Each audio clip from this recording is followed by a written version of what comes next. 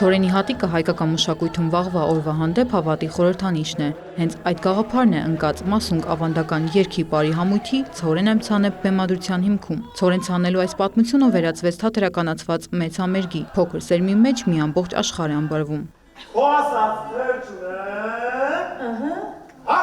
Ունենք մի գլխավոր գիծ, ինչպես է ֆիզիկապես ցորեն ցանելուց սկսվում մարդու կյանքը, որովհետև դա մեզ համար խիստ անհրաժեշտ երևույթ է հաց ապահովելու համար, բայց ցորեն ցանելը չենք պատկերացնում միայն ֆիզիկական ցորեն ցանել, ամեն մեկս մեր գործի մեջ այդ հատիկը դնում ենք, որ հետո այդ մեկը դառնա 1000։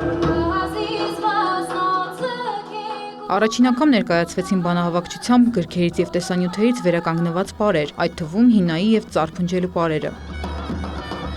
Ներկայացումը խաղարկային ձևաչափով բացահայտում է հին հայկական ավանդույթները։ Մենք ոնց ենք օրինակ ծնունդ նշելու գնում, չէ՞, ծնունդի ժամանակ ոմենակ չենք երգում պարում, զրուցում ենք, կատակում ենք, այսինքն բայց զուգահեռ նաև երգում ենք պարում ենք, չէ՞։ Այսինքն տոնը հենց դրանով է կարևոր, որ ինքը նաև այդ հարաբերություններն է մարդկանց եղել տոնի մեջ։ Բեմում յուրաքանչյուր պարային շարժման մեջ արտացոլվում է մի ամբողջ ժողովրդի հիշողություն, դարերի խորքից եկող ծեսերի կենցաղի միջոցով։ Պարները ազգային անձնագրի կոպիտ ասած մշակույթի մի կարևոր բաղադրիչն է, այսինքն որը պատմում է տվյալ ազգի ամբողջ անցած ճանապարհի մասին։ Այսինքն այն պայծ սկսած, երբ որ ինքը ձևավորվել է որպես ազգ, մինչև այսօր ինչ ճանապարհ է անցել, ինչպես է աշխատել, ինչպես է սիրահարվել, ինչպես են ամուսնացել, հա, ինչպես են պատերազմել։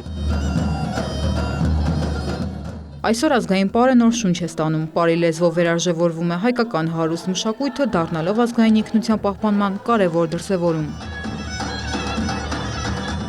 Հասմիկ Պողոսյան, Աշոտ Խաչատրյան, լուրերի համար։